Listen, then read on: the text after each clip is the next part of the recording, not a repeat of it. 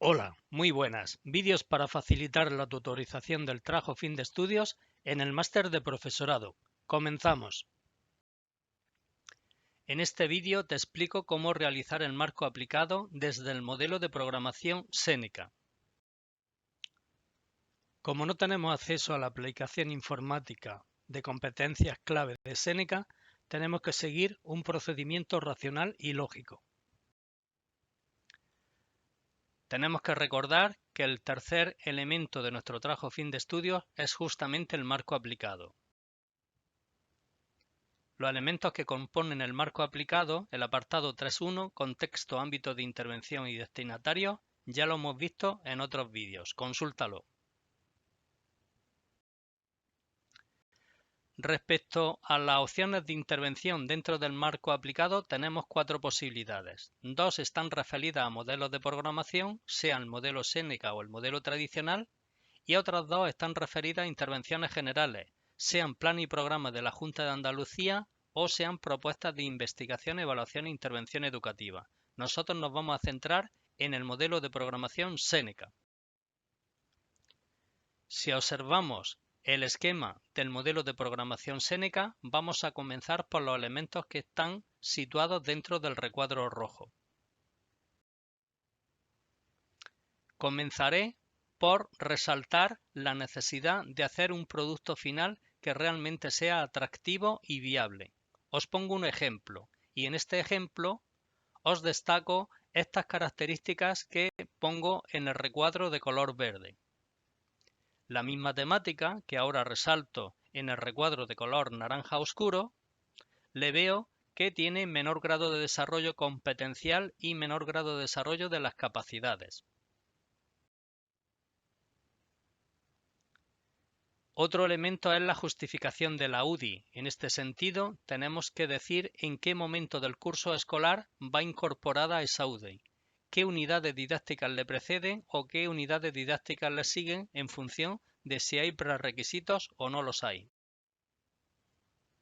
En el título procuraremos que sea atractivo y que identifique de forma clara lo que se va a tratar en la UDI. Respecto al nivel educativo, señalaremos el nivel educativo, cursos o grupos a los que se va a destinar esa UDI. Y en las materias implicadas, lógicamente, la nuestra es la que mayor grado de desarrollo va a tener, pero podremos sugerir posibles contribuciones de otras áreas. Ya pasamos al siguiente elemento, la concreción curricular. Ya sabemos que la normativa la podemos localizar en este portal, entre otros muchos. La Ley Orgánica 2 del 2006, en el texto consolidado de 23 de febrero del 2021, en el artículo 6 nos define cuál es el currículum y los elementos del currículum.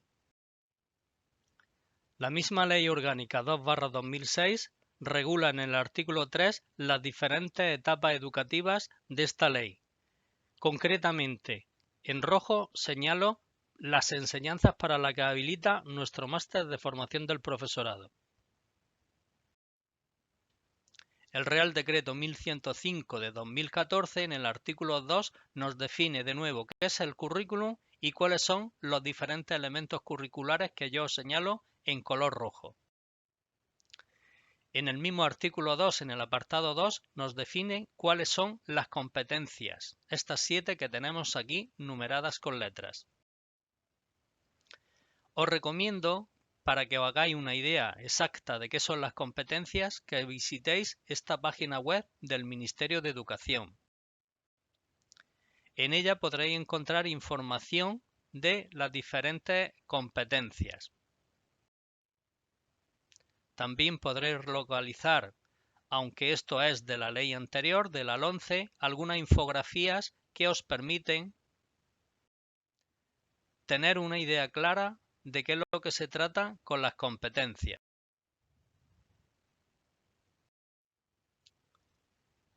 El Real Decreto 1105/2014 regula en el artículo 6 los elementos transversales. Tenlos en cuenta para incorporar algunos de ellos en tus diferentes unidades didácticas. Aquí tienes un extracto. La Ley Orgánica 2 del 2006, en estos capítulos que tenemos aquí, nos define cuáles son los objetivos de cada una de estas etapas educativas.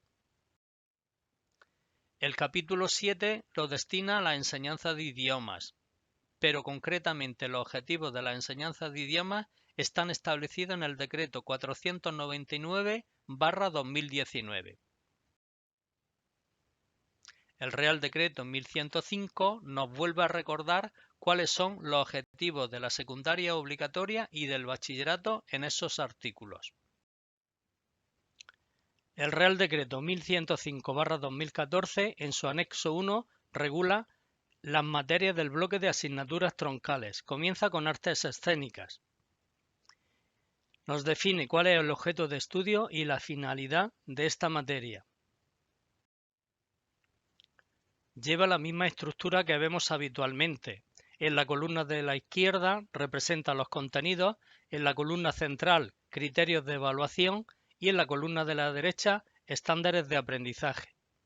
Observa que los criterios de evaluación están numerados y que tienen relación directa con los estándares de aprendizaje. El criterio 1 solo tiene un estándar, el criterio 2 tiene 3 estándares, el 2.1, el 2.2 y el 2.3, mientras que el criterio 3 solo tiene 2 estándares, el 3.1 y el 3.2. Tú selecciona los que te convengan para cada una de tus unidades didácticas. Por su parte, esta orden, la de 15 de enero de 2021, es muy importante que consulten los anexos porque el 2 está destinado a materias troncales, el 3 a materias específicas, el 4 a materias de libre configuración. Tenlo en cuenta para localizar tu asignatura. Todas siguen el mismo esquema. Por ejemplo, en el anexo 2, materias del bloque de asignaturas troncales, comienza con biología y geología. Define cuál es el objeto de estudio de esta asignatura y en qué cursos ha de tratarse. Por su parte, también nos da en qué medida el área contribuye al desarrollo de las diferentes competencias clave. También define cuáles son los objetivos específicos del área. También nos da pistas sobre las estrategias metodológicas. Y sigue el mismo esquema de antes. En una columna nos señala los contenidos, en otra criterios de evaluación y en otra los estándares de aprendizaje evaluables. Observa lo siguiente. En la columna de criterios de evaluación tenemos los criterios de evaluación numerados y al final de cada uno de esos criterios de evaluación nos pone en siglas las competencias clave que deberíamos de desarrollar. En la columna de la derecha observamos que los estándares también están numerados. Por ejemplo, para el criterio 1 solamente tenemos un estándar, el 1.1, pero para el criterio 2 tenemos 3 estándares, el 2.1, el 2.2 y el 2.3. Y para el criterio 3 tenemos 2 estándares, el 3.1 y el 3.2. Tú seleccionarás para cada unidad el estándar o estándares que quieras que entren en juego en esa unidad didáctica. Bien, ya sabemos cuáles son los diferentes elementos curriculares. Los sabemos localizar dentro de la normativa y a su vez sabemos a qué portales acudir para saber qué tipo de normativa es la que regula nuestra etapa educativa. Pues comenzamos. Tenemos que recordar que tiene que haber coherencia entre el producto final y los criterios de evaluación que nosotros vamos a desarrollar y las competencias. Los criterios ya hemos visto que están asociados a estándares de aprendizaje y a bloques de contenidos. Esto no nos va a costar trabajo. En este momento ya estamos en condiciones de seleccionar cuáles son los objetivos de etapa y los objetivos de área. En el cuerpo de trabajo incluiremos numerados los objetivos de etapa y de área que hayamos seleccionado y en un anexo podremos incluir esos elementos completos señalando en un color diferente aquellos que han sido seleccionados. Los objetivos didácticos los tenemos que redactar en infinitivo, con verbos que sean observables y evaluables, partiendo siempre de qué es lo que esperamos que nuestros estudiantes aprendan a partir de lo establecido en los criterios de evaluación. La metodología ya hemos visto también que la normativa nos da pistas sobre qué tipo de estrategias metodológicas utilizar. Nosotros tenemos que ser coherentes con esas estrategias y con lo que hayamos definido en el marco teórico y lo que estamos aplicando dentro de nuestra propia programación. Estos elementos responden al que evaluar, este elemento al que enseñar y estos otros elementos el al para qué enseñar. Este último, la metodología, al cómo enseñar. Recuerda que si estás programando en otras etapas educativas diferentes para las que habilita el máster, tendrás que incorporar elementos curriculares específicos de esa etapa educativa. Por ejemplo, estos elementos que te señalo para formación profesional. Ya estamos en condiciones de realizar el proceso de toma de decisiones de concreción curricular. Ten en cuenta estas cualidades que te resalto en esta diapositiva. El siguiente elemento es la transposición didáctica. Aquí incluiremos estos elementos que os pongo en este esquema. Comenzaremos por diferenciar tareas, actividades y ejercicios.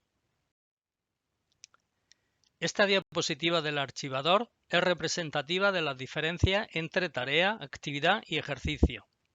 Entendemos por tarea la acción o conjunto de acciones que tienen por objeto la resolución de un problema o de un reto en un contexto determinado. Nuestro reto es elaborar una guía turística sobre diferentes elementos del patrimonio. Algunos ejemplos de actividad podría ser elaborar un blog en el cual vamos a incorporar entradas de texto, entradas de audio, entradas de vídeo o entradas de tipo gráfico, fotografía, etcétera, relacionadas con esos elementos del patrimonio. Las actividades representan acciones que tienen por objeto desarrollar el reto que teníamos como planteamiento general. Y por último tendríamos los ejercicios. Los ejercicios son aquellas acciones o propuestas educativas de menor costo cognitivo y que tienen por objeto aplicación de conocimientos sencillos. Por ejemplo, sería recortar en un audio aquellos elementos que no nos interesan. Aquí os defino exactamente, utilizando esta diapositiva, las diferencias entre tarea, actividad y ejercicio. Pasamos al siguiente elemento, contexto. Señalamos tres contextos, el primario, el secundario y el terciario. En el primario, lo normal es que diferenciamos entre lo que es nivel individual y nivel familiar. A menudo en las tareas que le proponemos a nuestros estudiantes, procuraremos resaltar algunas cualidades de orden personal, la autoestima, el autoconcepto, la empatía, la seguridad, la solidaridad, etc. Pero también podemos resaltar algunas cualidades de orden familiar, y aquí os pongo algunos ejemplos. En el contexto secundario se trata de relacionar lo que están aprendiendo en el centro de enseñanza con las necesidades que se nos plantean en la vida. Y en el contexto terciario ampliamos el nivel de interacción. En este caso estamos interaccionando, estamos compartiendo nuestros aprendizajes con personas de otras comunidades. Por ejemplo, nuestra guía turística la podríamos estar compartiendo con estudiantes de institutos de otras provincias, de otras comunidades autónomas o incluso de otros países. El siguiente elemento son los escenarios. A menudo, nuestros estudiantes se quejan de que pasan muchas horas sentados realizando tareas de papel y lápiz. Las metodologías activas son activas no solamente porque agilizan los recursos mentales, sino también tienen que agilizar los recursos de tipo físico, es decir, actividad mental pero también actividad física. Se puede utilizar el laboratorio de idiomas, se puede utilizar la biblioteca escolar, se podría utilizar el laboratorio o la sala de tecnología, la sala de informática o cualquier recurso que nosotros tengamos en nuestro centro y que agilicen esos recursos de tipo cognitivo y de tipo físico en nuestros estudiantes. El siguiente elemento son la metodología. Aquí lo que tenemos que propiciar es que haya coherencia entre lo que hemos planteado en el marco teórico y las directrices que nos da la normativa para nuestra área. Este es el cono de aprendizaje de Edgar Dale. Si comparamos diferentes metodologías activas, vemos que todas tienen elementos comunes pero también elementos diferenciales. Yo resalto, por ejemplo, que todas tienen un producto final, pero también el que el alumno es protagonista de su propio aprendizaje, que el rol del docente es de ayuda, asesor, guía en ese proceso y que tratan de vincular la realidad del centro escolar con la realidad exterior y viceversa. El siguiente elemento son los recursos. Se trata de hacer una previsión de recursos de tipo material o de recursos de tipo personal que nos pueden hacer falta en el desarrollo de nuestra UDI. El siguiente elemento son los procesos de tipo cognitivo. El programa Seneca nos ofrece distintos modelos de pensamiento, entre los cuales nosotros podemos seleccionar aquellos que estén relacionados con el tipo de tareas que nosotros estamos proponiendo a nuestros estudiantes. También podemos utilizar la taxonomía de Bloom, en el sentido de que las columnas que se acercan más a la izquierda señalan procesos cognitivos de orden inferior, y las columnas, cuanto más nos acercamos a la parte de la derecha, señalan procesos cognitivos de orden superior.